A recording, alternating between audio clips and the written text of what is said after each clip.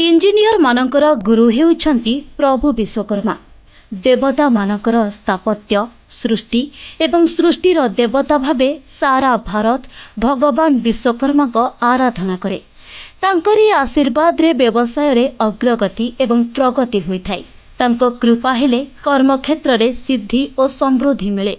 हिंदू शास्त्र अनुसार बाबा विश्वकर्मा को स्थापत्य और यांत्रिक विज्ञान तथा स्थापत्य वेदर मान्यता दिया जायछि। वैदिक शास्त्र अनुसार विशेष भावे विश्वकर्मा जयंती को विश्वकर्मा पूजा भावे पालन करा जाय। विश्वकर्मा भाद्रव मासर शेष दिन वस्तुदेव तथा देवी अंगिश्री कोଳରେ जन्म नेइथिले। ओडियारे एही दिनटी भाद्रव संक्रांति भावरे मध्य जनाशुना।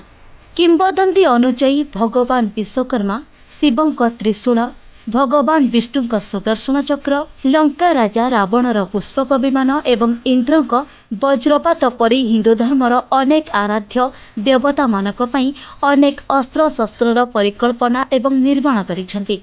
द्वापर जुगरे पांडवंक पई माया सभा और भगवान कृष्णक द्वारिका नगरी निर्माण करिथिबा नै पुराण रे लिपिबद्ध रहिछि। महाप्रभु जगन्नाथंक किंबदंती रे मध्य बाबा विश्वकर्मा स्थापत्यर गुणगान करा जायछि।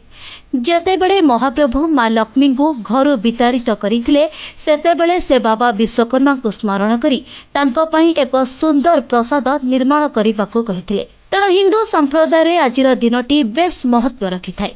तांको आगमन रे सब कार्य सफल हुए बोली समस्तंकर विश्वास रहिछि। एही अवसर रे आज देश रे गढ़ी उठिथिबा दुकान, कलकारखाना, शिल्प क्षेत्र और कर्म क्षेत्र रे धूमधाम सह तांको पूजा आराधना करा जाउछि। वेद मंत्र ढोल मृदंगर ताले ताले विश्वकर्मा को समस्ते आदर और भक्तिर सह स्वागत करिसेंती।